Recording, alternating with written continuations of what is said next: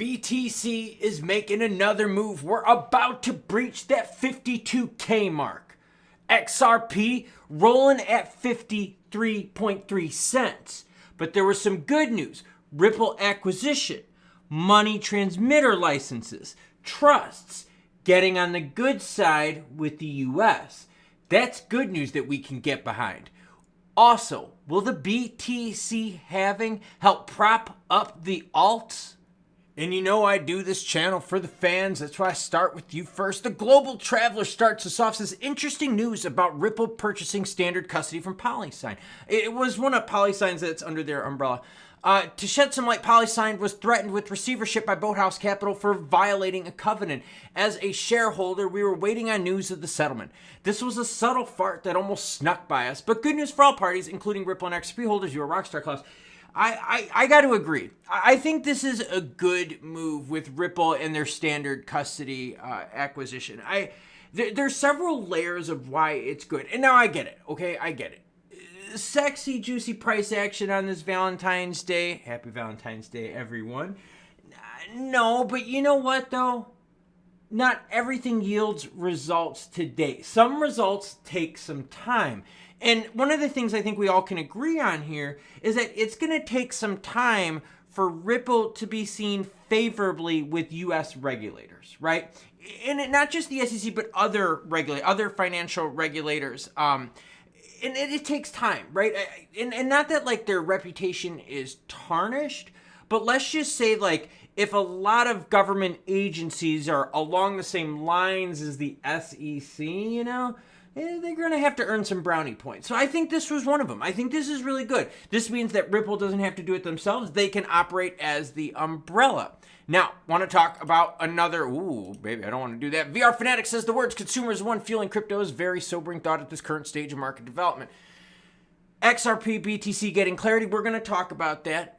Support from VR Fanatic and others. Thank you very much. I just wanted to give a quick shout out. Let's get into the heat map. Bitcoin sitting at 51,714. I see some dark green up on the screen. Right, Trick? This is the good green that we like to see. Sol making another hot run. 117 for Sol. ADA up 6.3 on 57.5 cents. XRP 2.5% last 24 hours. Stacks up 14.5. There are some that are making some moves. Not touching, but they're up 19%. ICP roaring yet again, nearly 5%, 1350. XLM sitting right now at 11.3. Golf clap. Golf clap. All right, crypto stocks roar. Coinbase, MicroStrategy following BTC's lead. Some of you out there get into this stuff and know where we're going to talk about XRP juiciness, some price action along with news. But in terms of like stocks that mimic crypto, because think you can short all this stuff too, and you can do a lot of good juiciness with it. So I like to follow this as yet another market indicator. So when I start seeing the stock market version of these crypto companies, you know, your Coinbases, your Riot, Marathon Digital and all that, starting to pump up, that's good. Again, that's flowing into traditional finance, right? Like, one of the things that the BTC ETFs were really, really good for was it got, and seriously, earmuff it. If you don't want to hear me say a naughty thing, if you got kids listening, just tell them to earmuff it.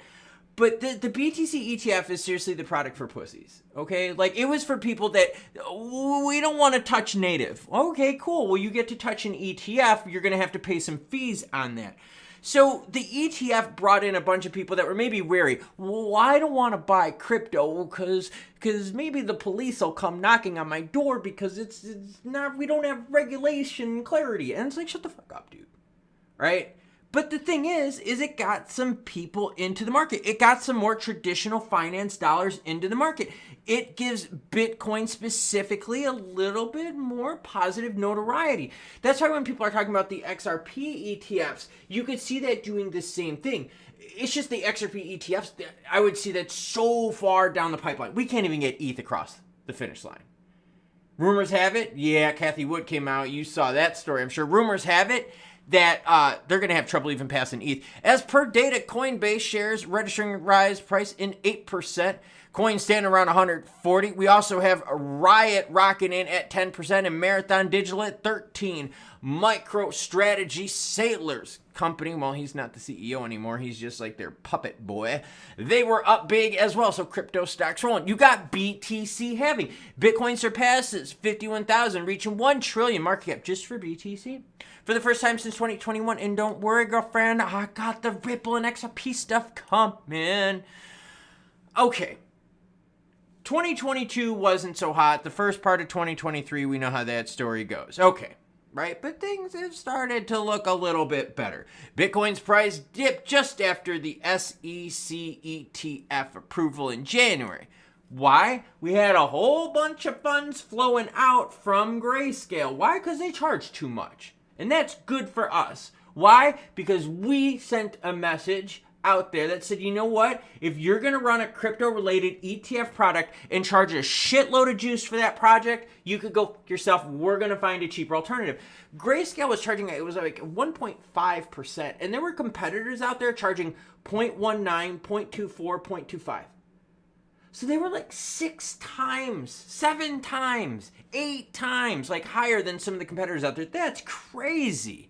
So good for the market. But now we've got halving coming up, all right? Moreover, anticipation for April's halving, an event that happens every 4 years in which the amount of Bitcoin awarded to miners is cut in half. Which means miners now are going to be doing what everyone buying the new anti-mining rigs. Oh, miners are going to be spending some money because you need more efficient mining gear if the awards are cut in half. This is very interesting. All right, so that's BTC action. The chart for BTC, okay, she started moving. Early February, no, okay, we're hanging out at 42,000. Dude, you're up 20% just in like the last week, 8-9 days. Like, holy crap, man. But now let's talk about this. Ripple, standard custody, trust company. Why is this good?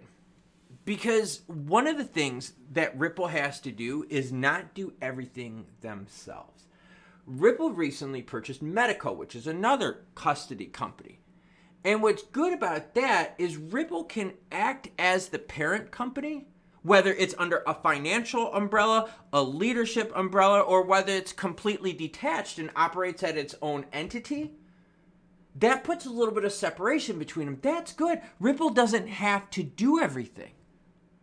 But if under that umbrella stuff happens and you're down with Ripple IPO action, you know where I'm going with this.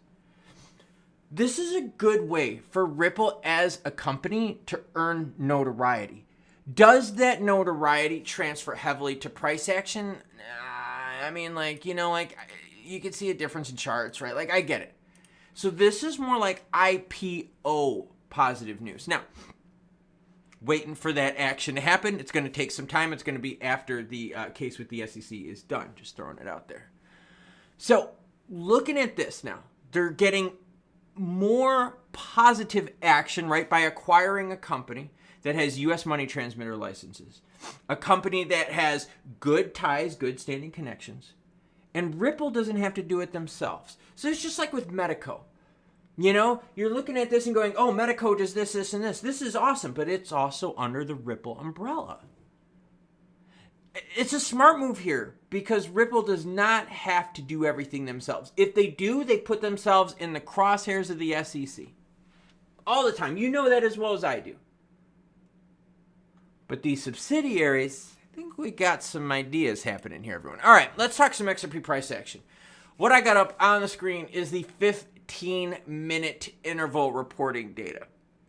You could see 53.2. Is it hot? No, it's not hot. Is it better than where we've been? Yeah, totally cool. Zoom out a little bit to the 3-month. You're okay. You're probably not too happy right now. Right? You're at 53.2. We had some times down here where we're sitting sub 50, 49, but not too long ago on that ETF pump action, we were sitting in the 60s. Zoom out a little bit more to the 6-month, and you're like, okay, where we're up from the kind of doldrums of the September and October time periods where we got really low, 47.5 there. 46 cents there.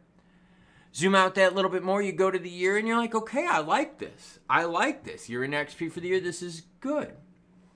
What I really like though is this. This has me excited. Okay, when we look at this, when we look at the move from October, BTC ETF optimism was priced in the market and then blah, blah, blah. And you guys know the stories from there, okay? Now look what happened though. That nice rejection at that 50-cent mark. I like that. Support at the 50-cent mark. They rejected going below it, okay? I like that. Look what happened on the Torres pump, right? Torres pump, we know. And then look, homegirl just went and broke right through. Like, she just broke right through. So if we can stay north of 50 cents, if we can hang out a couple more months with the BTC halving event coming up, which we know is fueling more for crypto, we're seeing how the BTC news is starting to pump up some big ones up on here. Rune, Casper, Stacks, ADA, a little Cardano action, 57.5. It's helping the market out. Dot fans out there, no worries. 758 up 5% in the last 24.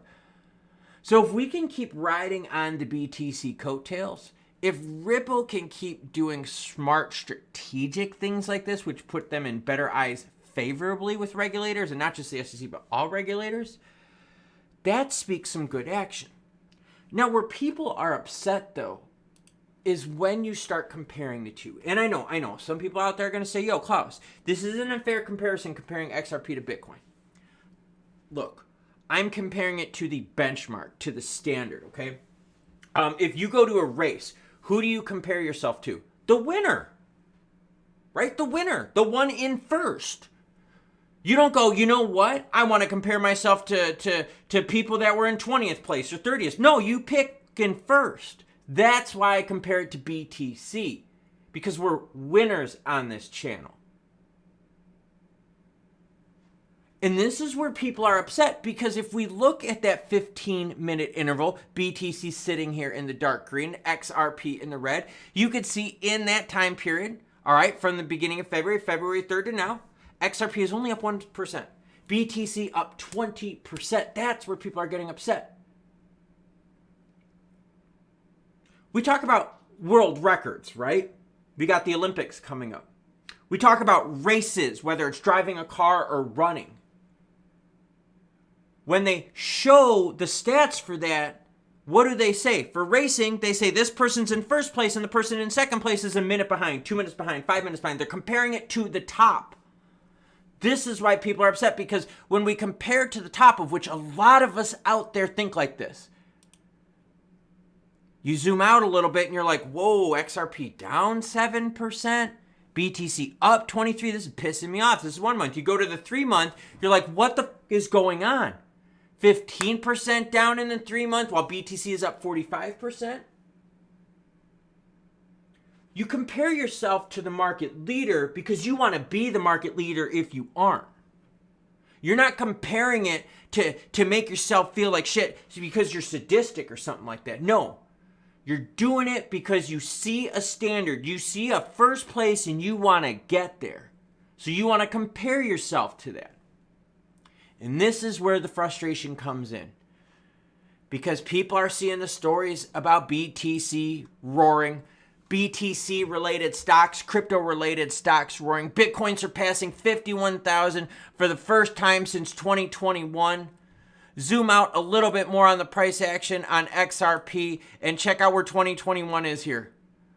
We're still hanging out right here in about May 2022.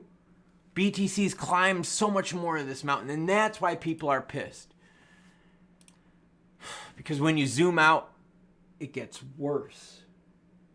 Now, if you feel like this comparison isn't justified, then you go right on ahead comparing yourself to people in 4th place, 8th place, 12th, 15th, 20th, the 100th place. You do that, and you know what's going to happen? You're going to hang out right with that group of people. Most of the people on this channel, we compare ourselves to first place. If we're not in first place, we want to get there. If we're not in first place, how far back are we? Well, guess what? In the last 6 months, XRP is down 15%, while BTC, who's in first place, is up 75%. That is a 90% swing in difference. That is the deviation. This is where the frustration comes into play. BTC halving, yes. Ripple Labs acquiring stuff. This is good. The majority of the news we're seeing is benefiting the private share owners of Ripple right now. And that is the news, both good and bad, happy or sad. If you want to compare yourself to 5th place, 10th place, you go right on ahead. But you'll never be first with an attitude like that.